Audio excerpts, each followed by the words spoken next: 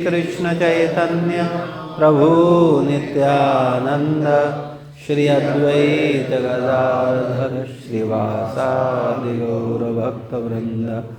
हरे कृष्णा कृष्णा कृष्णा हरे हरे, हरे राम राम राम हरे हरे। नमो विष्णुपादाय कृष्णपृष्ठाय भूतले श्रीमते भक्तिवेदांत स्वामी नामने। नामस्ते सारस्वतदेवे गौरवाणी प्रचारणे निर्विशेष शून्यवादी पाश्चात्य देशतारणे।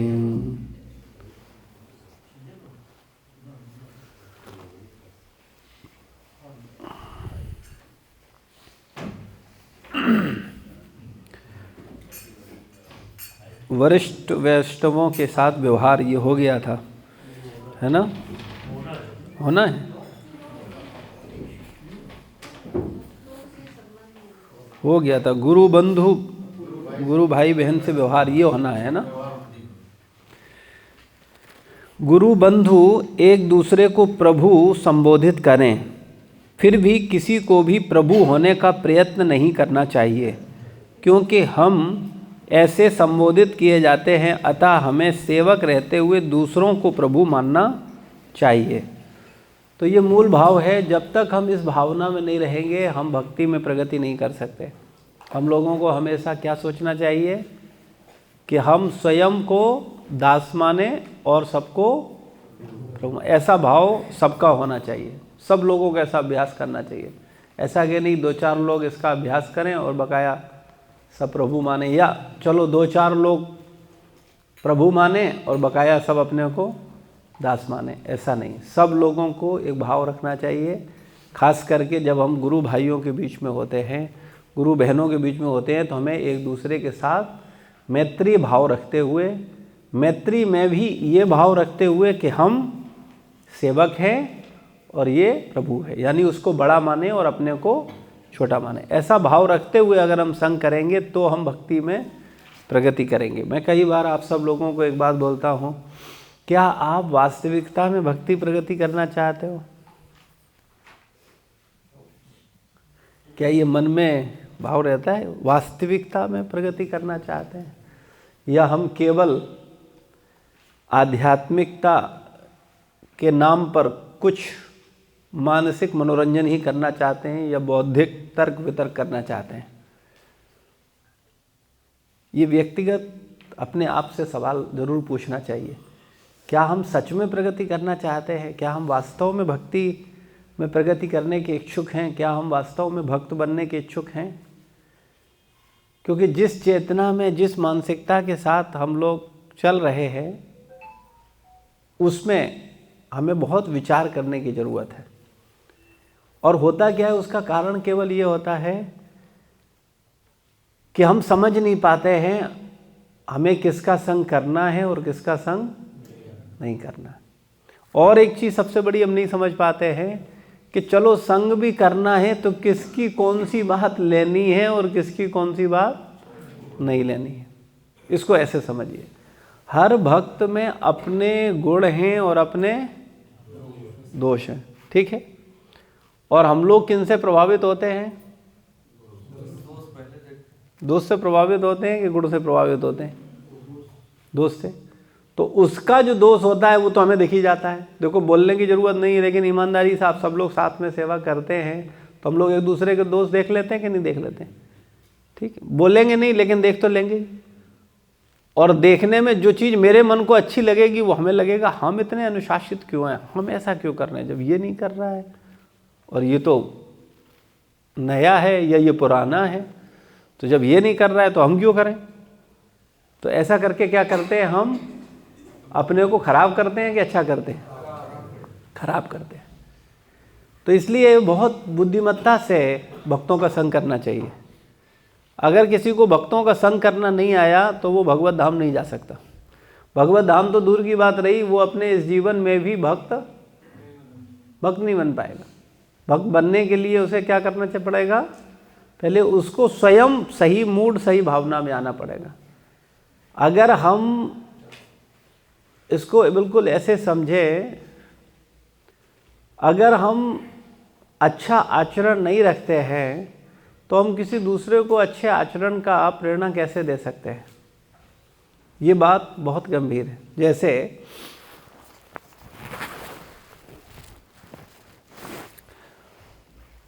हम एक सेना का सेनापति बनके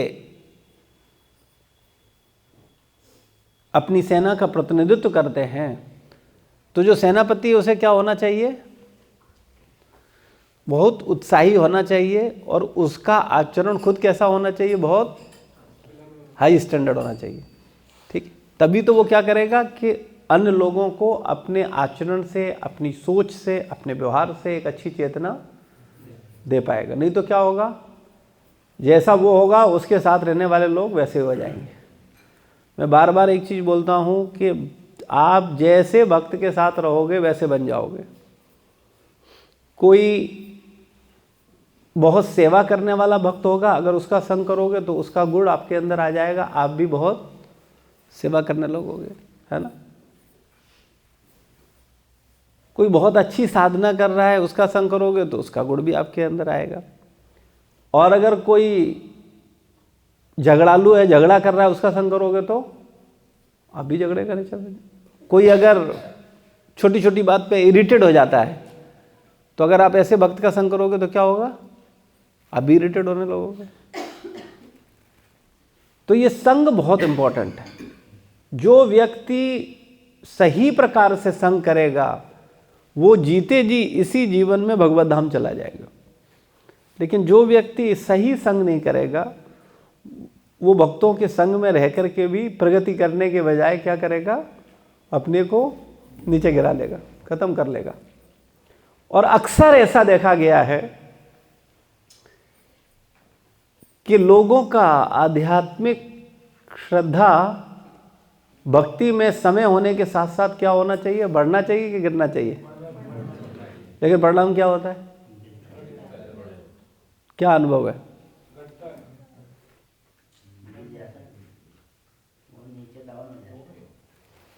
समय बढ़ने के बाद घटता है कि बढ़ता है? विचार क्या, मैं पूछना चाहता हूँ, क्या विचार है आप सबका? क्या विचार है, क्या सोचते हैं आप? घटता है। कारण क्या है? इस पर चर्चा होनी चाहिए, क्योंकि मूल चीज ये तो हमें पता है, लेकिन घटने का कारण क्या है? या कैजुअल लेना, बहुत साधारण लेना। एक अक्सर देखना, आप जब तक किसी को दूर रखो, उसे पास मत फटकने दो, तो फिर वो क्या होगा? बहुत आपका सम्मान करेगा, बहुत आपका आदर करेगा, बहुत सोच समझ करके व्यवहार करेगा। और अगर उसको आप प्रेम पूर्वक परमिशन दे दो निकट आने की, पास आने की, सेवा करने की, फिर वो क्या करता है? उसका क्या स्वभाव होता है? होता है ऐसा कि नहीं होता? कितने लोगों को इस बात का अनुभव है जीवन में? सबका अनुभव है। तो बहुत सावधान होना चाहिए। अगर भक्ति में प्रगति कर, कुछ और तमाशा करना चाहते हो तो कोई दिक्कत नहीं, फिर खूब तमाशा करो, आपका जीवन है भाई। आपको कोई जबरदस्ती तो सुधार नहीं सकता। आप उतने ही सुधर सकते हो जितना आप स्वयं सुधरना चाहते हो, बस। उससे ज़्यादा कोई आपकी मदद नहीं कर सकता है। केवल आप उतने ही सुधर सकते हो जितना आप स्वयं में सुधरना चाहते हो, बस। तो हम लोगों को ये बात बिल्कुल क्लियर होनी चाहिए कि हम भक्ति में आए हैं तो हमारा उद्देश्य क्या है, क्यों हम भक्ति कर रहे हैं, क्या विचार है, क्यों भक्ति कर रहे हैं, क्या लक्ष्य है? भगवान का प्रेम प्राप्त करना। तो भगवान का प्रेम जीवन का लक्ष्य है क्या? ईमानदारी से सोच, हृदय में सोच करके विचार करो। जैसे हम लोग, पता है, इतना मन बदमाश है। जैसे जब हम भक्ति में नहीं आए थे और हमको बताया जाए कि भाई देखो मर जाएंगे एक दिन, कुछ नहीं जाएगा साथ में, हम लोगों को भगवान का भजन करना चाहिए और जो जिम्मेदारियां हैं उनको निभाओ, लेकिन भजन को प्रायोरिटी दो। तो एक नया व्यक्ति क्या कहता है?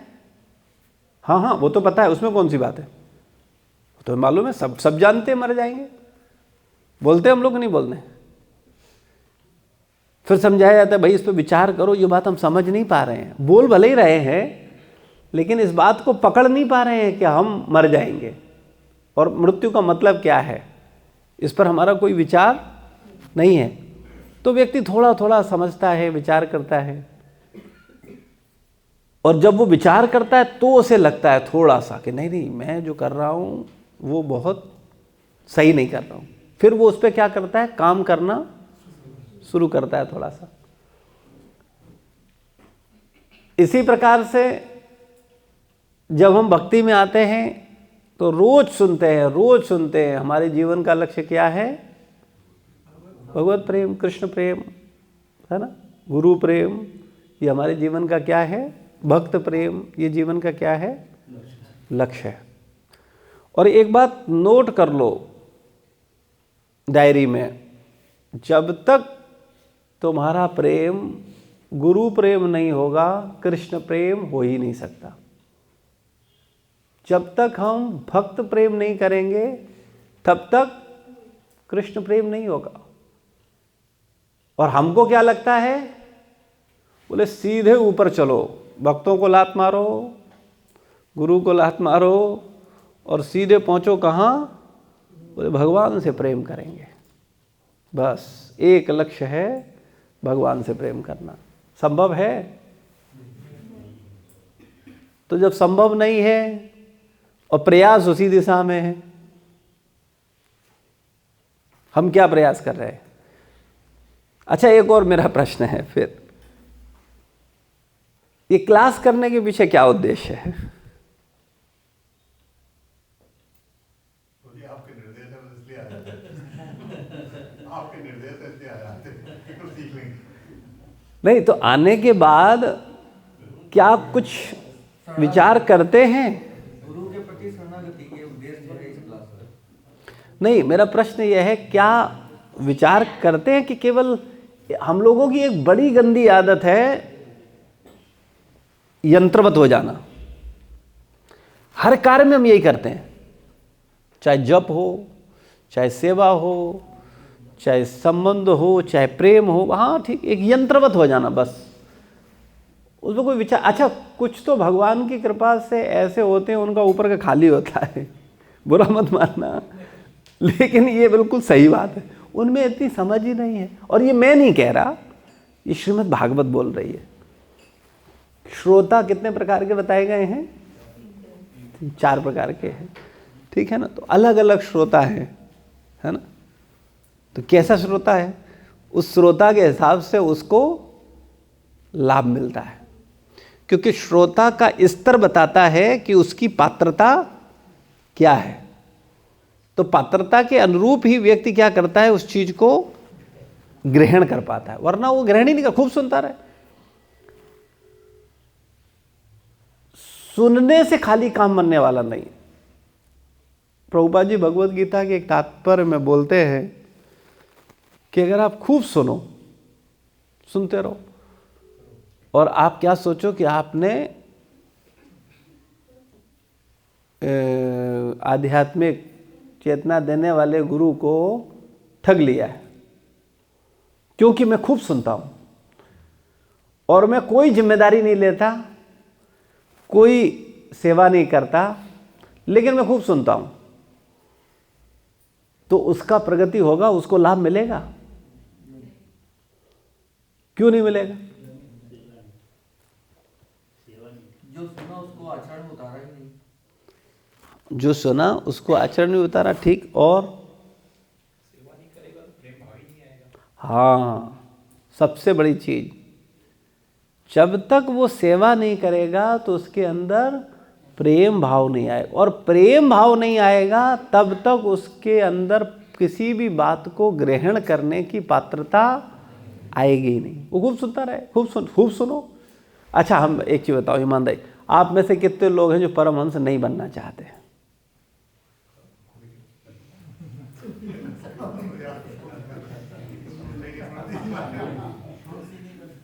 कोई नहीं चाहता। इतनी दूर से समझने के भी चलते ही तो ये डांट पड़ना बंद हो जाए तो आना बंद हो जाए।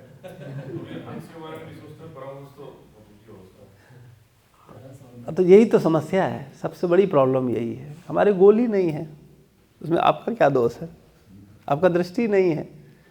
जैसे भौतिक जगत में व्यक्ति सोचता है कैसे वो वाला घर मेरा होगा, कैसे वो वाली गाड़ी मेरी होगी, कैसे मुझे ये चीज़ मिलेगी।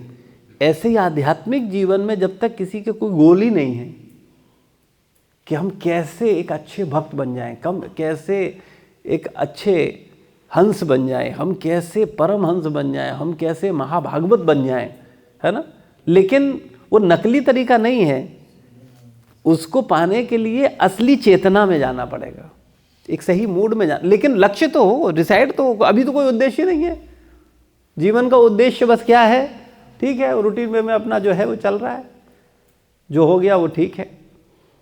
तो कहने का तात्पर्य केवल ये है कि हम, ये बड़ा महत्वपूर्ण है, क्योंकि बोलने को तो हो गया कि हम एक दूसरे को प्रभु बोले और अपने को दास माने, लेकिन मानते हैं क्या? अगर ये मानने लगे तो वातावरण जीते जी बैकुंठ हो जाए। आप कभी करके देखना इस बात को। आप अपने को अयोग्य मानना और सामने वाले को योग्य मानना, मान पाओगे? यही तो सबसे बड़ा टास्क है।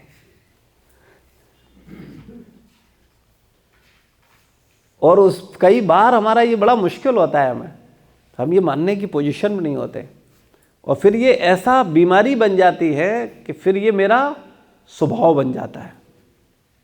फिर इस स्वभाव में हम क्या करते हैं कि नहीं, हम जो सोच रहे हैं, हम जो समझ रहे हैं, हम जो कर रहे हैं वही सही है बस। और फिर क्या होता है, फिर वो किसी की नहीं सुनता है, और सुनेगा भी तो क्या करे, हाँ, उसका मन अंदर ही अंदर, हाँ हाँ अरे ठीक है, ऐसा थोड़ी, ऐसे कर लो, ऐसे हो जाएगा। ऐसे करने की जरूरत थोड़ी है। तो वो बात को कभी मान नहीं पाएगा, और मानेगा नहीं तो प्रगति करेगा नहीं। भाई छोटी छोटी चीजों से लोगों का आचरण देखा जाता है ना। कि वो हर भक्त में एक चीज ध्यान रखना, हर भक्त में गुण हैं और हर भक्त में दोष हैं। तो कौन किसका संग कर सकता है? एक परमहंस तो सबका संग कर सकता है, उसको कोई चिंता नहीं है, वो दुष्ट के साथ भी रहे। अभी हम कल ही गए थे एक ज्वेलर के यहाँ, तो वहाँ पर बात हुई, तो वो रहीम दास जी के कुछ दोहे बोल करके बोल रहा था। उसका मैसेज जो था वो ये था कि एक जगह तो बोला जा रहा है कि भक्तों का संग, अभक्तों का संग खराब है, अभक्तों का संग नहीं करना चाहिए, दूर रहना चाहिए। और दूसरी तरफ बोला जा रहा है कि चंदन विष व्यापत नहीं, लिप्टित रहे भुजंग। तो बताओ, दोनों में कंट्रोवर्सी है? तुमने कोई कंट्रोवर्सी नहीं है। मेन समस्या ये है कि तुम मूर्ख हो और तुमने खुद अपनी बुद्धि से इसे पढ़ा है। तुमने किसी गाइडेंस में पढ़ा? तो बोला नहीं। तो बोले विरोधाभास है दोनों में। एक जगह बोला जा रहा है कि दुष्टों का संग मत करो, और दूसरी तरफ बोला जा रहा है कि संग करो, कोई फर्क नहीं पड़ता। तो मैंने कहा मूर्खानंद, मैंने कहा एक बात बोली जा रही है आध्यात्मिक जीवन के प्राथमिक स्तर पर, और एक बात बोली जा रही है आध्यात्मिक जीवन के पीएचडी स्तर पर। तुम्हारा स्तर क्या है? तो हम यही तो नहीं मान, हम तो पीएचडी मानते हैं। टाइम मानते हैं?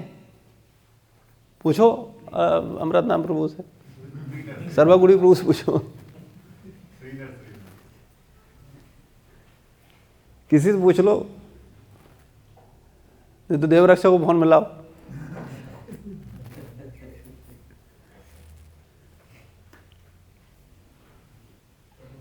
तो हम लोग क्या क्या उत्तर मिलेगा?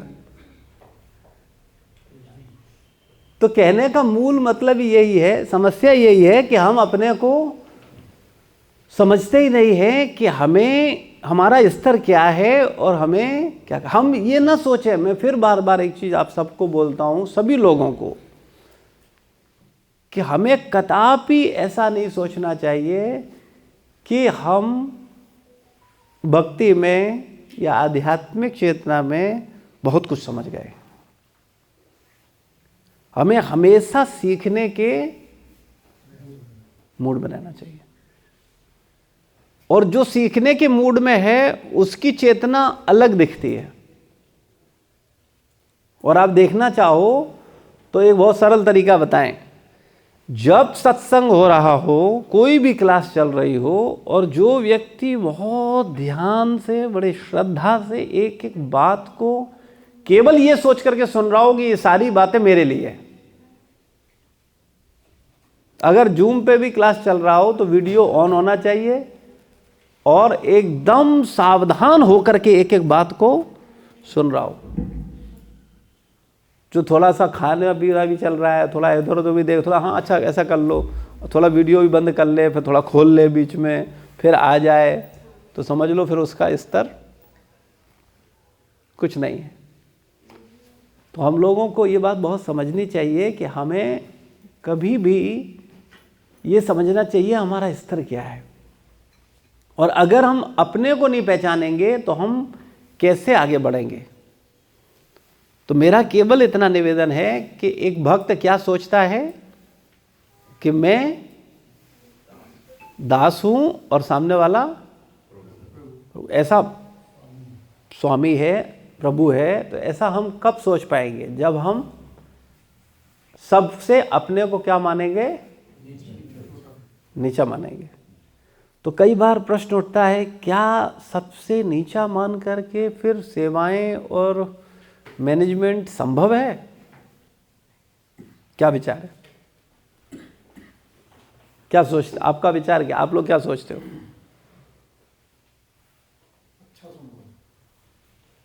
अच्छा हो सकता और कोई विचार? टीम के साथ जैसे रहते हैं तो अगर टीम को बूस्टअप करना है हमें थोड़ा सा डाउन ही रहना पड़ता है।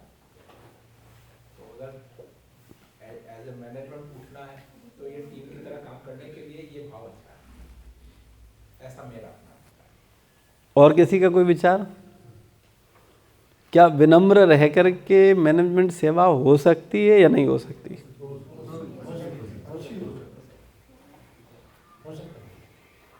हो सकता है। कितने लोगों को लगता है कि नहीं, बिना कड़े हुए, टाइट हुए काम नहीं हो सकता? दोनों में बैलेंस चाहिए। कड़ा भी होना पड़ता है, बिना भी होना पड़ता है, एक से काम नहीं चल सकता। तो जैसे लोग होते हैं वैसे व्यवस्था देखनी पड़ती है। कड़ा तो होना पड़ता है क्योंकि कुछ लोग कड़े उससे ही लाइन पर आते हैं, नहीं तो फिर वो चीज़ें बिगाड़ देते हैं। तो कड़े भी होना पड़ता है। विनम्रता, जहाँ पे विनम्रता की रिक्वायरमेंट है, विनम्रता तो सबसे ही चाहिए। जहाँ कड़े हैं वहाँ पे भी विनम्रता से ही उसको बैलेंस करना पड़ता है। देखो, इस बात को समझ लो, हमारा उद्देश्य पहली चीज तो यह है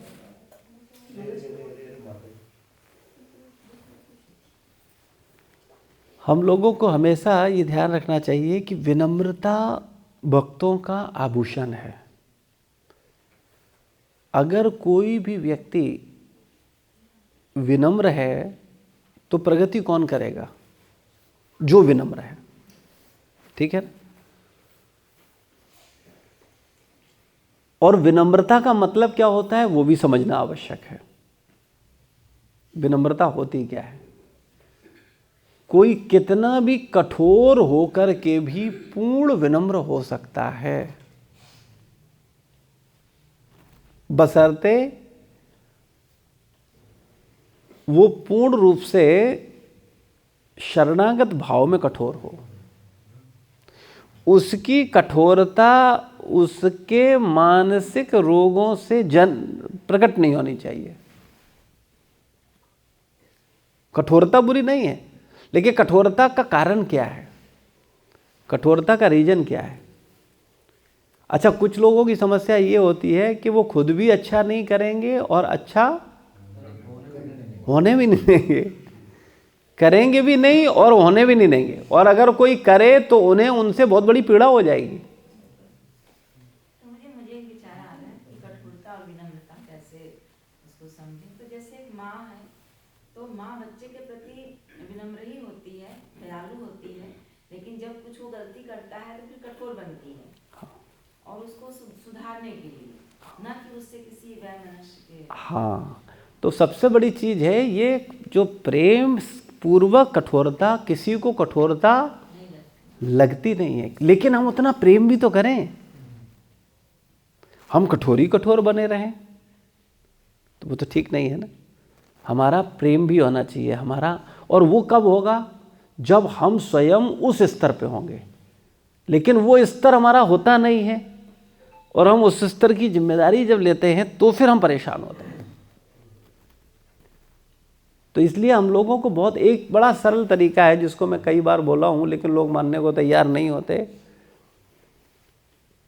अगर किसी को बोला जाए, प्रभुपाद जी बार बार एक बात बताए और सारे आचार्य बताए कि गुरु जानता है कि किस शिष्य को किस सेवा में लगाना चाहिए। ठीक है, इसको बड़े सरल भाषा में बताएं तो आप समझ जाओगे। एक पिता अपने पुत्रों को जानता है कि नहीं जानता है, कि किसका क्या स्वभाव है, किसका क्या नेचर, कौन क्या कर सकता है, कौन क्या नहीं कर सकता है, होता है कि नहीं होता। अब व्यवस्था कैसे सही हो सकती है कि सारे पुत्र पिता की बात को, जो पिता जिसको जो जिम्मेदारी दे वो केवल अपनी उतनी जिम्मेदारी करे, तो क्या होगा, सारी व्यवस्था ठीक हो सकती है। लेकिन समस्या कहाँ आती है, जब पुत्र अपने विचार देने लगते हैं। अपना विचार देता है, और अगर दूसरे को सेवा दी जाए और दूसरे को कोई बात दी जाए, उस सेवा में घुसने की कोशिश करता है। अच्छा, मेरी ये सेवा क्यों है। जैसे फॉर बड़ा प्रैक्टिकल उदाहरण से समझिए, थोड़ा ध्यान से सुनेंगे, ध्यान से समझेंगे तो बात को समझ पाएंगे कि वास्तविकता हमें किस मूड में जाना है और नहीं जाना है। कुछ तो आने जाने के लिए आते जाते हैं, तो वो आएंगे जाएंगे, उनको ज़्यादा ध्यान देने की ज़रूरत भी नहीं है।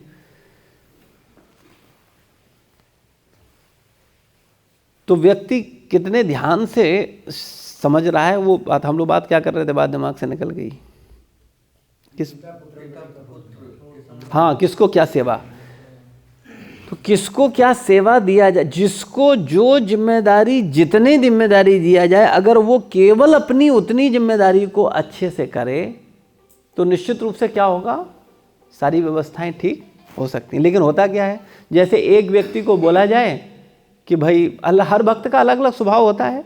कुछ भक्त बहुत अच्छा परिश्रम कर सकते हैं, कुछ भक्त बहुत अच्छी बातचीत कर सकते हैं, कुछ भक्त बहुत अच्छा पंचुअल हैं, वो बड़ी जिम्मेदारी के साथ कुछ चीज़ों को पूरा कर सकते हैं, है ना।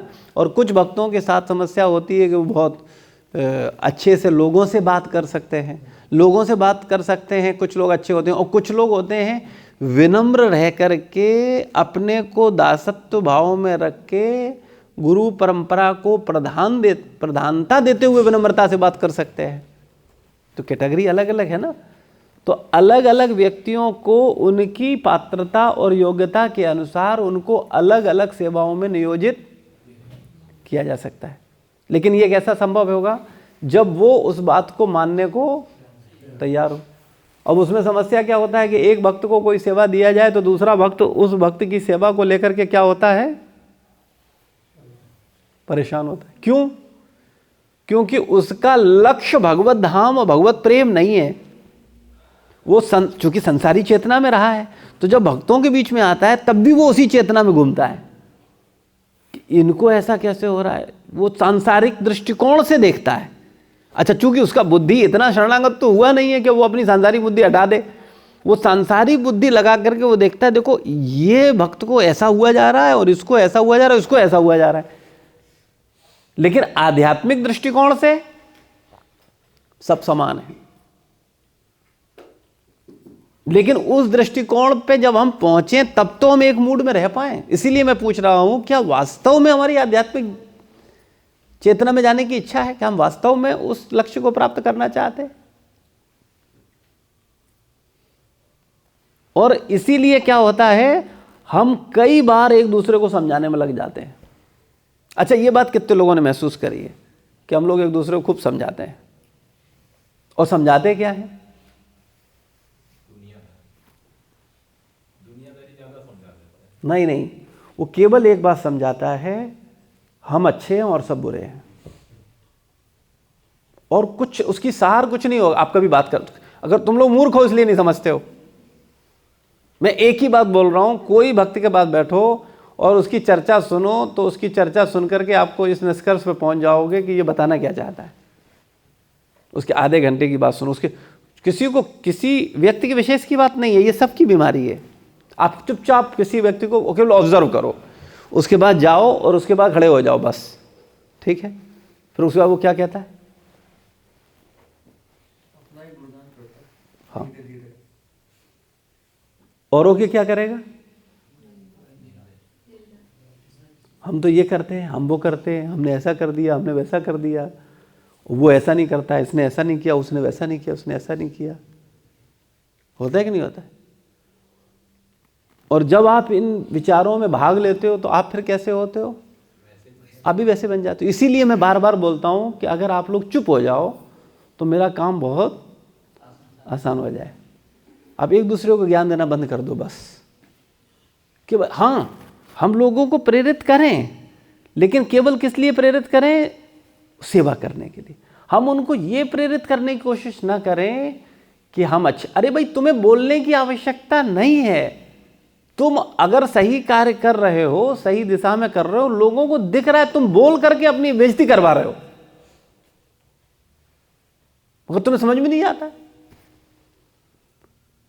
तुम्हें किसी, भाई हमें एक बात बताओ, क्या आप लोगों को लोगों की ईमानदारी से की गई सेवाएं दिखती हैं कि नहीं दिखती हैं? दिखती है ना भाई। जो अच्छे सेवा करता है, जिम्मेदारी से करता है, उसकी जिम्मेदारी, कोई अंधा थोड़ी है ना, बेवकूफ है ना कि उसको दिखता नहीं है, समझ में नहीं आता। लेकिन जब हम क्या करना शुरू कर देते हैं, दूसरों की निंदा करना शुरू कर देते हैं और अपना गुणगान शुरू कर देते हैं, तब क्या हो जाता है? हम अपना अस्तित्व ही खत्म कर देते हैं। इस बीमारी से बचा जाए। अच्छा, ये होता क्यों है? ऐसा क्यों होता है? हमारे मिथ्या अहंकार के कारण और ईर्ष्या के कारण। कौन बोला? आपके पास पर्याप्त मात्रा में है?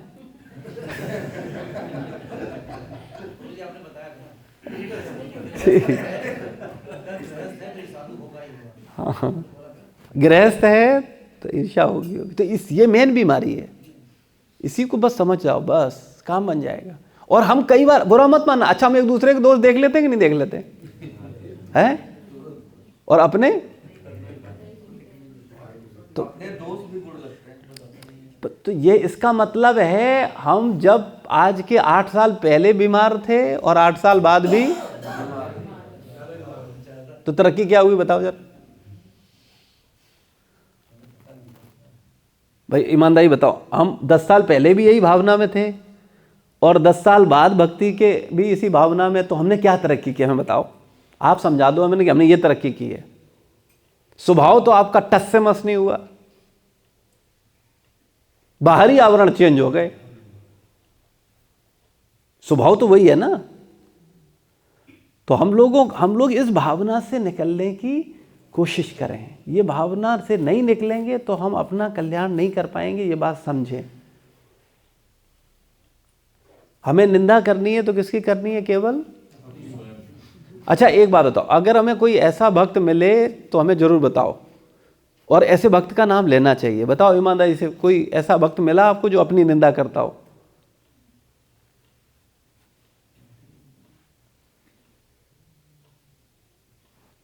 कोई नहीं, हम आपस की बात कर रहे हैं, कहीं और जाने की आवश्यकता नहीं है।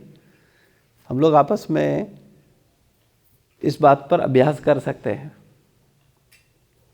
और जो अपनी निंदा करे ईमानदारी से, समझ लो वो सच्चा भक्त है।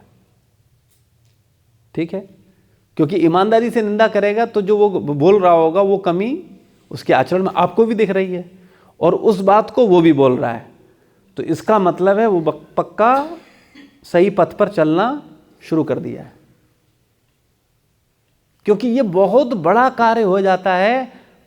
मतलब आप सोचो, इसको बड़ा सरल तरीके से बताएं तो आप समझ जाओगे। एक 8th क्लास का बच्चा 8th क्लास की कॉपी चेक कर सकता है? और ग्रेजुएशन का बच्चा 8th क्लास की कॉपी चेक कर सकता है कि नहीं? तो इसका मतलब है अगर वो अपने दोस्त चेक करने लगा है तो वो ग्रेजुएशन की चेतना में पहुंच गया है। इसीलिए वो क्या कर पा रहा है, अपने किस स्तर के दोस्त देख पाएगा ये भी बता दूं, 8th क्लास तक के दोस्त देख पाएगा बस, केवल पूरे दोस्त नहीं देख पाएगा। वो अपने कितने दोस्त देख पाएगा? 8th क्लास तक के।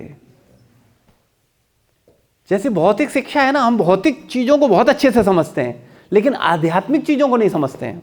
वहां चिंतन ही नहीं पहुंचता, वहां बुद्धि नहीं जाती। भौतिक शिक्षा में हम तुरंत समझते हैं कि हाँ देखो, अभी हाल आप लोगों ने तुरंत बता दिया, जो अगर कोई ग्रेजुएशन में है, 12th में है तो 8 की कॉपी चेक कर लेगा। तो जिस दिन आप आध्यात्मिक चेतना में प्रगति करोगे तो आप अपने 8th क्लास तक के दोस्तों को देख पाओगे, 10th क्लास तक के दोस्तों को देख पाओगे। बहुत होशियार हो गए तो 12th क्लास तक के दोस्तों को देख लोगे। तो मूल बात समझने वाली बात केवल इतनी सी है। लेकिन अभी स्थिति क्या है, हमें इस पर विचार करना। अपने दोस्त देखते हैं, कोई कुछ दोस्त देखने शुरू हो गए हैं। जैसे कभी लेट उठते हैं तो लगता है नहीं गलत कर रहे हैं, है ना। कभी कोई जाने अनजाने में नियम टूट जाता है तो अपनी गलती दिखती है कि नहीं, हाँ हमने ये गलत कर दिया है। तो तरक्की तो की है आपने, ऐसा नहीं है कि आपका आना बेकार हुआ है। लेकिन हाँ, जो जितना ईमानदार है वो लाभ उतना ही लेगा, बस उससे ज़्यादा ले नहीं पाएगा। खूब आते रहो, 20 साल आओ, आप खुद कितने ईमानदार हो उससे आपको लाभ मिलेगा। आप खुद कितने पवित्र हो, आप खुद कितना अपना कल्याण चाहते हो। हम लोग इस बात पर विचार ही नहीं करते हैं कि हमें हित किसका करना है, हमको लाभ करना किसे है, शरीर का लाभ या आत्मा का लाभ। शरीर का लाभ भगवान अपने आप कर देते हैं। शरीर की लाभ की चिंता करने वालों के शरीर के लाभ कभी ना हुए हैं ना होंगे। होगा उतना ही जितना तुम्हारे प्रारब्ध में। लेकिन आत्मा का लाभ के लिए हम सब स्वतंत्र हैं। आप जितना लाभ चाहो उतना लाभ कर सकते हो। आत्म लाभ के लिए किसी भी जीव का प्रारब्ध बाधा नहीं बन सकता है, लेकिन भौतिक लाभ के लिए प्रारब्ध बाधा है। क्योंकि आत्म लाभ के लिए आपको बहुत कृपा मिलती है। जब आप आत्म लाभ के लिए कार्य करते हो तो अब आप सबका कहीं ना कहीं सेवा करने की कोशिश करते हो, और जब आप शारीरिक लाभ के लिए कार्य करते हो तब आप, हाँ, तो जब स्वार्थ में होता है तो कृपा मिलेगी। अच्छा, कृपा तो चूंकि विषय ही नहीं रहा है। भक्ति में सबसे, मैं कई बार आप लोगों को एक बात बोल चुका हूं, लेकिन उस बात पे वो ध्यान रखेगा ना जिसका लक्ष्य हो वो। मैंने कहा परमहंस तो किसी का विचार ही नहीं है, कृष्ण प्रेम विचार ही नहीं, बोले इस जन्म में नहीं होगा, वो पहले से ही हथियार डाल दी है। तो ऐसे थोड़ी होगा। साधन सिद्ध, नित्य सिद्ध और कृपा सिद्ध, तीन ही तरह के लोग हैं। कृपा पाकर के करोड़ों लोग सिद्ध हुए हैं, और बहुत आसान। और भक्ति मार्ग ही कृपा मार्ग है। हमारे मार्ग में ज्ञान मार्ग नहीं है, साधना मार्ग नहीं है, तपस्या मार्ग नहीं है। ये मार्ग केवल भक्ति मार्ग, मतलब कृपा मार्ग। और कृपा प्राप्ति का सबसे सरल साधन क्या है? हाँ, पूर्ण शरणागति। पूर्ण शरणागति, बस। ये जिस दिन हो जाएगा काम बन जाएगा। हम लोग पता है बाहरी प्रेम कर रहे हैं, फिर इसको समझिए भक्ति में। देखिए जैसे कैसे, अब हम आपको बताएं, थोड़ा एहसास कराएं, अगर आप समझ सकते हो समझो। जैसे भौतिक दौड़ भाग होती है ना, वैसे हम आध्यात्मिक दौड़ भाग में लगे हैं। और चूंकि हमारे लिए जरूरी इसलिए है कि हम रजोगुणी हैं। रजोगुणी व्यक्ति को अगर आध्यात्मिक दौड़ भाग में माध्यम से नहीं सेवा में लगाया जाएगा, वो लग नहीं पाएगा। उसको उसी के मूड में आकर के उसको सेवा में लगाना पड़ता है, और आचार्य लोग हम लोगों को लगाए। लेकिन सेवा करते करते करते करते जब आपका चेतना उत्कृष्ट होगा तो आपको समझ आएगा कि हम क्या कर रहे हैं और क्या मेरा प्रेम विकसित हो रहा है भगवान से, गुरु से, भक्तों से। और ये विकसित नहीं हो रहा है तो इसका मतलब है श्रम एव ही केवलम। क्योंकि होता क्या है, आज बड़ा अच्छा कार्यक्रम हो रहा है, बड़ा अच्छा पुस्तक वितरण हो रहा है, बड़े अच्छे हजारों लोग आ रहे हैं, तो सब भक्त बड़े उत्साही हो जाते हैं। होते हैं कि नहीं होते हैं? ठीक है। और अगर किसी एक भक्त का स्वास्थ्य खराब हो जाए, या उसको कोई परेशानी हो जाए, या उसको कोई दिक्कत हो जाए, तो उसकी सेवा में कोई समर्पित होना चाहता है? कोई जाएगा? ज़्यादा होगा, बहुत ताकत लगाएगा, 1 या 2 दिन हो आएगा, बहुत कोशिश करेगा, हफ्ते भर हो आएगा, और फिर उसको क्या लगेगा, बोले अरे ये तो रोज़ का तमाशा है, बोले हटो ध्यान, अब हम थोड़ी जिम्मेदार हैं। अरे उनका घर जाने, और बहुत ज़्यादा ज्ञान दे देंगे तो कहेंगे अरे अपना प्रारब्ध भोग रहा है, हमको क्या लेना देना। तो क्या ये प्रेम मार्ग है? और ऐसे भक्तों के संग में क्या कोई सिक्योर है? मैं सबकी बात कर रहा हूं, एक व्यक्ति की नहीं। आज तुम में जोश है, आज तुम कर रहे हो, आज तुम दौड़ रहे हो, तो हर व्यक्ति कह रहे भाई ये देखो ये देखो, ये बहुत बढ़िया, ये बहुत बढ़िया, ये बहुत बढ़िया, ये बहुत। और कल तुम किसी कारण से नहीं कर पाए, फिर जैसे तुमने किसी को नहीं गिना वैसे तुम्हें कोई नहीं गिनेगा।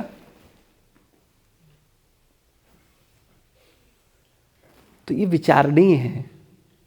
इसलिए हमें सबसे पहले एक अच्छी चेतना का मनुष्य बनने की कोशिश करनी चाहिए। भक्त तो बहुत बड़ी चीज़ है, बनी जाएंगे अगर मनुष्य अच्छे बन गए तो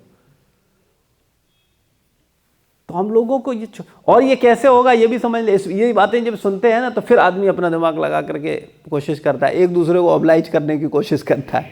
बोले देखो ऐसा है, वो बीमार पड़े हैं तो उनके यहाँ चले जाओ, क्योंकि हम बीमार पड़ेंगे तो फिर वो हमारे यहाँ आ जाएंगे। और इसी भावना के साथ वो क्या करता है, जाता है। और मान लो कजाए लाई आप गए और वो नहीं आए तो फिर क्या होगा? गुस्सा आएगा कि नहीं आएगा? और अपने को ठगा हुआ मानोगे कि नहीं मानोगे? हमने तो किया, हमने तो इतना समय दिया और देखो हमें कुछ हो गया, ये तो आया ही नहीं, तो क्या तरक्की की हमने? मैं फिर बात वहीं पे पहुंचाना चाहता हूं, हमारा जो चिंतन है, जो सोच है, वही खराब है और उसी को हम बदलने की कोशिश नहीं कर रहे हैं। बस इस पे ही विचार कर लो, बस, और कुछ नहीं। इस पर काम करने की बहुत आवश्यकता है। और ये कैसे होगा? रोज ईमानदारी से भक्तों का संग करने से। हम भक्तों को सम्मान नहीं दे रहे हैं, इसीलिए अपराध होता है। एक भक्त को कमिटमेंट करता है, उसी कमिटमेंट की उपेक्षा करता है। क्यों? क्योंकि वो उसको रिस्पेक्ट नहीं दे। इसको मैं एक उदाहरण से बताऊं। जैसे फॉर एग्जांपल, मैंने मान लो आपको टाइम दिया कि मैं 3 बजे आपको मिलूंगा। मैंने राज मनोहर प्रभु आए हमारे पे, बोले प्रभु जी हमने कहा 3 बजे मिलेंगे, ठीक।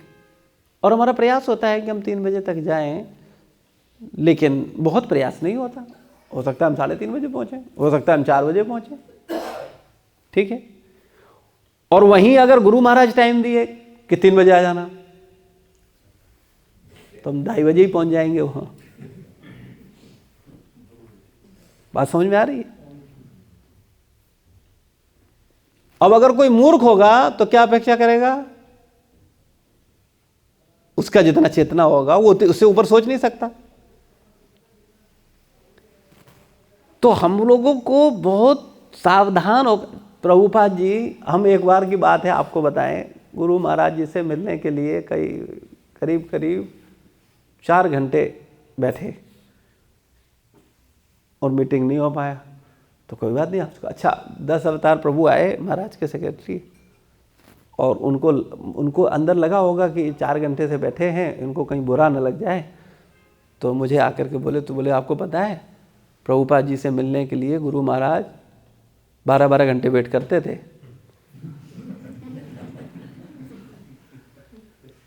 तो मैंने कि मुझे कोई दिक्कत नहीं है। और इसका अनुभव कुछ भक्त हमारे साथ गए हैं तो उन्होंने एहसास किया होगा, देखा होगा, अरे ठीक है महाराज। लेकिन कुछ लोग भक्त बोल रहे उतावले होते, नहीं मिल जाए, किसी तरह जुगाड़ करो, थोड़ा खिसकाओ, थोड़ा ऐसे। अरे ये चेतना नहीं है। अरे हम गुरु को खुशी करना चाहते हैं या हम अपनी खुशी के लिए उनको मोड़ना चाहते हैं? आसुरी भाव क्या है? असुर क्या होते हैं? 2 सींग नहीं होते। असुर का मतलब है वो हर कार्य केवल अपनी प्रसन्नता के लिए करना चाहता है, बस उसकी सुविधा में कहीं वो कंफर्ट जोन से कहीं बाहर ना निकल जाए। उसकी चेतना ही में वो आसुरी चेतना है ना, तो वो उस चेतना नहीं निकलेगा। लेकिन देवी चेतना क्या है, एक भक्त चेतना क्या है, एक सेवक चेतना क्या है कि मेरे स्वामी को कितना आराम मिल सकता है, उनको मेरे द्वारा कष्ट ना हो, उनसे मुझे कोई अपेक्षा नहीं है। हम महाराज से ये अपेक्षा ना करें कि वो हमारा हालचाल ले, हमारा स्वास्थ्य का पूछा। हम कहें कि लो हमने तो पूरा, मान लो आप दिन भर लगे हुए और पता चले कोई पूछे तो आपको क्या लगेगा? अरे बताओ हम बेवकूफ़ थे क्या?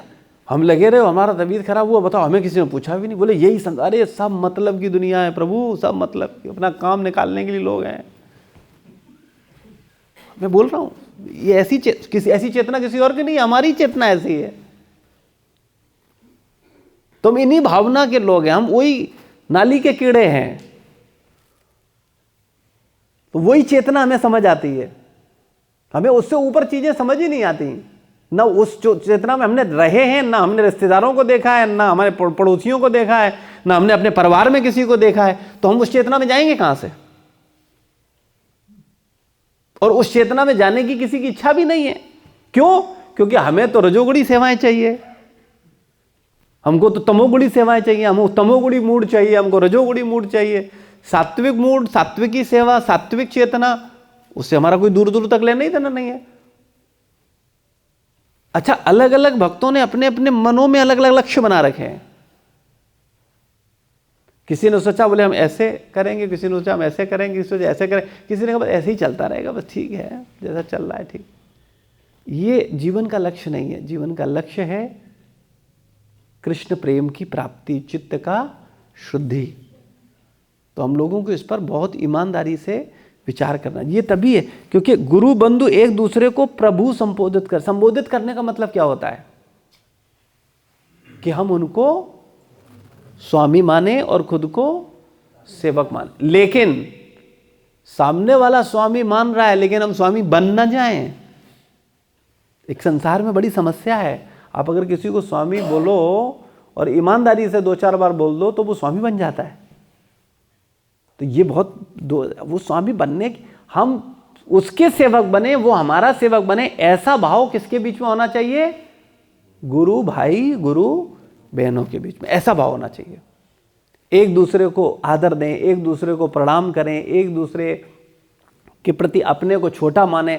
ऐसे मनोभाव के साथ जब हम रहेंगे तब हम भक्तों का संग सही प्रकार से करेंगे और वो वैष्णव सदाचार करके व्यक्ति वास्तविकता में, आध्यात्मिक चेतना में उन्नत हुआ फील कर सकता है। और अगर हम संसारी चेतना, सांसारिक होशियारी में रहे तो कुछ मिलने वाला नहीं है।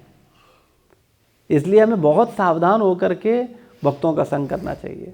ऐसे भक्तों से दूर रहना चाहिए, उनका संग कतई नहीं करना चाहिए जो अपना गुणगान करते हैं और दूसरों की निंदा कर। गलती से उनका संग ना करो। वो मिल जाए उन्हें प्रणाम कर लो, चाहे वो माता जी हो, चाहे प्रभु जी हो, चाहे तुम्हारे बहुत ही क्लोज क्यों ना हो, बहुत ही रोज के उठने बैठने वाले क्यों ना हो, उनसे बात करना बंद कर दो, वरना तुम्हारा चेतना खराब हो जाएगा। तुम्हें कोई बचा नहीं पाएगा, कोई नहीं बचा पाएगा। लेकिन हम कई बार लोगों के ऐसे चंगुल में फंस जाते हैं, उससे बचना हमारा मुश्किल होता है। हमको लगता है ये बुरा मान जाएगा। अरे तुम उसको बुरा मानने के चक्कर में खुद का मर्डर करो। मैं आपको, अच्छा कोई आपसे कहे लो जहर पी लो जरा, पियोगे आपको नहीं, वो बुरा मान जाएगा, नहीं पियोगे तो बुरा लग जाएगा उसे, पी लोगे, उसके लिए नहीं। क्यों? बोले शरीर की चिंता, वो शरीर नहीं मरना, चेतना मर जाए कोई दिक्कत नहीं, चेतना नष्ट हो जाए उसकी कोई चिंता नहीं है, शरीर की चिंता है। तो अगर आपको चेतना की चिंता नहीं है, इसका मतलब है आपके आध्यात्मिक जीवन का शुभारंभ वही नहीं है, क्योंकि आपको चेतना की चिंता ही नहीं है। आपकी चेतना कोई गंदी करता रहे, चेतना को नष्ट कर दे, कोई चिंता नहीं। शरीर को नष्ट हो जाए तो बड़े सावधान हो जाते हो, बोले नहीं ऐसे कैसे, हम क्यों जहर पिएंगे, बोले जहर पिएंगे तो मर नहीं जाएंगे। लेकिन कोई चेतना को गंदा कर दे, चेतना को नष्ट कर दे, मेरी भगवान में श्रद्धा काट दे, शास्त्र में श्रद्धा काट दे, गुरु में श्रद्धा काट दे, वैष्णवों में श्रद्धा काट दे, तो हमें कोई परवाह नहीं, क्योंकि हम खुद तैयार हैं उसी चेतना में जाने के लिए। तो ऐसे भक्तों के घर बिल्कुल नहीं जाना चाहिए जो दूसरे भक्तों का निंदा करते हो। ऐसे भक्तों के साथ मंदिर में भी बात नहीं करनी चाहिए जो दूसरों की निंदा करते हो और अपना गुणगान करते हो, चाहे वो सर्वोच्च भक्त हो, उनको संग नहीं करना चाहिए। उन्हें प्रणाम करो और दूर से निकल जाओ, उनके संग करने की आवश्यकता नहीं, कोई भी ऐसा भक्त। और अगर आप उसका संग करोगे और आप नष्ट होगे, आपकी चेतना नष्ट होगी, तो इसके जिम्मेदार कौन होगा? आप स्वयं होंगे। बस ये मेरा आपसे निवेदन है। अगला टॉपिक, अपने गुरु बंधु के सेवक हैं, अतः गुरु बंधु के विशिष्ट स्तर के अनुसार उनकी सेवा करें। तो जो गुरु बंधु होते हैं तो उनमें भी हमसे कुछ वरिष्ठ होते हैं और हमसे समकालीन होते हैं, हमसे छोटे होते हैं, तो उनके स्तर के अनुसार हमें उनके साथ क्या करना चाहिए? आदर के साथ शिष्टाचार व्यवहार करना चाहिए। बड़ा भाई, छोटा भाई, बराबर का भाई। इसके साथ साथ 3 प्रकार के भाई होते हैं, जुड़वा भाई होते हैं, है ना, बड़े होते हैं और छोटे होते हैं। तो जुड़वा हैं तो बराबर के हैं, बड़े हैं तो जुड़वा मतलब 7 पले 7 पैदा हुए, तो जब 7 पढ़े 7 बढ़े 7 चले, वो क्या है? वो जुड़वा है। और जो हमसे पहले भक्ति में आए, जो हमसे पहले साधना कर रहे हैं, हमसे पहले माला कर रहे हैं, हमसे पहले आध्यात्मिक चेतना में आए, हमसे पहले दीक्षा हुआ, वो क्या है? हमसे बड़े हैं। और जो हमारे बाद आते हैं वो हमसे छोटे हैं। तो हमें उनके स्तर के हिसाब से, जैसा रूप गोस्वामी पाद ने बताया, वैसा हमें उनके साथ क्या करना चाहिए? सेवा करना चाहिए। लेकिन चाहे बड़ा हो, चाहे बराबर का हो, चाहे छोटा हो, जो बीमार हो उससे दूर रहना चाहिए, वरना वो क्या करेगा? तुमको भी बीमार कर देगा। तो ये हमेशा सावधान रहो। यानी ऐसे भक्त का संग मत करो जो अपना गुणगान करे और दूसरों की निंदा करे, बस उसका संग कतई मत करो। वो जो अपनी निंदा करे और सबका गुणगान करे, ऐसे भक्त के साथ रहो तो आपका प्रगति होगा। और अगर ऐसा भक्त न मिले तो चुपचाप आओ, अपनी सेवा करो, चुपचाप अपने घर वापस जाओ। अगर अपनी चेतना को बचाए रखना चाहते हो तो मेरी बात नोट कर लो, वरना तुम्हें बचाने वाला कोई नहीं होगा। एक दूसरे को केकड़ा बन के खींच लोगे, खत्म कर लोगे और सब नष्ट हो जाएगा। इसलिए मेरा स्पष्ट निर्देश है आप सबको, अगर कोई भी भक्त जो अपना निंदा करता है और दूसरों का गुणगान करता है, ऐसा भक्त ही संग करने के योग्य है। हाँ, सेवाएं होती हैं, जिम्मेदारियां होती हैं, उनमें हम अपनी सेवा करें जो हमें सेवा मिली है। जितनी सेवा मिली है उस सेवा को हम अपना पूरा करें, संग ना करें, अपनी माला करें। कोई खाली टाइम नहीं होना चाहिए। मंदिर में आओ, या तो प्रचार करो, नए लोगों को मिलो, उनको विचार दो, उनको करो, या अपनी माला करो, या अपनी गीता पढ़ो, भगवान के सामने बैठ के गौशाला में चले जाओ, गायों का सेवा करो। जो सेवा कर सकते हो सेवा करो, नहीं तो चुपचाप अपना घर वापस जाओ। आप मंदिर आ रहे हो अपनी चेतना को शुद्ध करने के लिए, ना कि पॉलिटिक्स राजनीति करने के लिए, अपनी चेतना को गंदा करने के लिए। आप अपना टाइम दे रहे हो, अपना जीवन दे रहे हो, किस लिए? वही पंचायत करने के लिए जो बाहर कर रहे थे। तो ऐसे चेतना वाले लोगों से एकदम दूर रहो, चाहे वो वरिष्ठ हों, चाहे वो समकालीन हों, चाहे वो नए हों, उनसे बिल्कुल दूरी बना के रखो। अत्यंत विनम्रता से हमें ज्येष्ठ बंधुगण से जिज्ञासा करनी चाहिए, उनके उपदेशों का पालन करना चाहिए तथा उनके प्रामाणिक सेवक होने की महत्वाकांक्षा पालनी चाहिए। और जो वास्तविकता में बड़े हैं, बड़े का मतलब क्या होता है, जिनको छोटों की चिंता होती है। अब चिंता भी दो प्रकार की होती है, एक उनके भौतिक रहन सहन की और एक उनकी आध्यात्मिक चेतना की। ईमानदारी से बताओ, बोलने की ज़रूरत नहीं है, नाम लेने की आवश्यकता नहीं है, तुम्हें कुछ लोग जो अपना दिखाने की कोशिश करते हैं वो कैसे करते हैं, अच्छा थोड़ा प्रसाद पालो, थोड़ा रसगुल्ला तुम ले लो, थोड़ा तुम्हारे लिए, अच्छा आओ तुम्हारे लिए प्रभु रखा है, चिंता करने की जरूरत, आओ तुमको तुम्हारी व्यवस्था कर रखी है हमने, ठीक है। तो इस तरीके से क्या होता है, ये क्या है, हाँ। लेकिन आध्यात्मिक चिंता क्या है, तुम गलत चेतना रख रहे हो, तुम किसी वैष्णव के प्रति गलत भाव रख रहे हो, तुम्हारे मन में मंदिर के प्रति, भगवान के प्रति, गुरु के प्रति, शास्त्र के प्रति, संतों के प्रति कहीं गलत भावना आ रही है, तो वो तुरंत तुमको काट रहा है और तुमको सुधार रहा है, नहीं तुम गलत सोच रहे हो, ये तुम्हारा दृष्टिकोण ठीक नहीं है, ऐसा करोगे तो तुम नष्ट हो जाओगे। यानी वो तुम्हारी चेतना की परवाह कर रहा है, तुम्हारे शरीर की नहीं। मैं शरीर की सेवा का विरोधी नहीं हूँ, मैं शरीर की सेवा के लिए सबको बोलता हूँ, इनका प्रसाद का ध्यान रखो इनको, लेकिन शरीर के साथ साथ चेतना का ध्यान रखना मेरी पहली प्राथमिकता है, तभी वो भाई बड़ा है, अदरवाइज वो बड़ा भाई नहीं। ये ध्यान रखिए, बिल्कुल क्लियर। बड़ा भाई का मतलब क्या है, उसे छोटे की चिंता, किस चीज की चिंता हो, चेतना की चिंता हो। इतना देखो, भक्तों का संग हमेशा बुद्धिमान व्यक्ति कर सकता है, जो मूर्ख है वो भक्तों के संग में ही नष्ट होता है, और जो बुद्धिमान है, जो सही तरीके से भक्तों का संग करता है, वो प्रगति करता है। तो भक्तों का संग हमें कैसे करना है, हमें यह देखना है कौन मेरी चेतना को परिष्कृत कर रहा है, कौन मेरी शरणागति को भगवान और गुरु के प्रति बढ़ा रहा है, और कौन मेरी श्रद्धा, मेरी शरणागति, मेरी भावना को गुरु और भगवान के प्रति कम कर रहा है। तो इसका मतलब क्या है, वो आध्यात्मिक हितैषी नहीं है, वो ईर्ष्यालु है। तो हमें ऐसे लोगों से बहुत सावधान रहना चाहिए।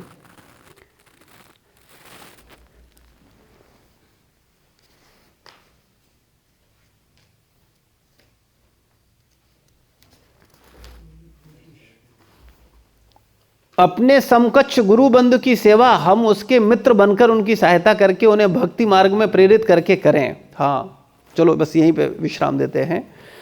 अपने समकक्ष गुरु बंधु की सेवा हम उसके मित्र बनकर उसकी सहायता करके उन्हें भक्ति मार्ग में प्रेरित करके करें। भक्ति मार्ग क्या होता है, सेवा मार्ग।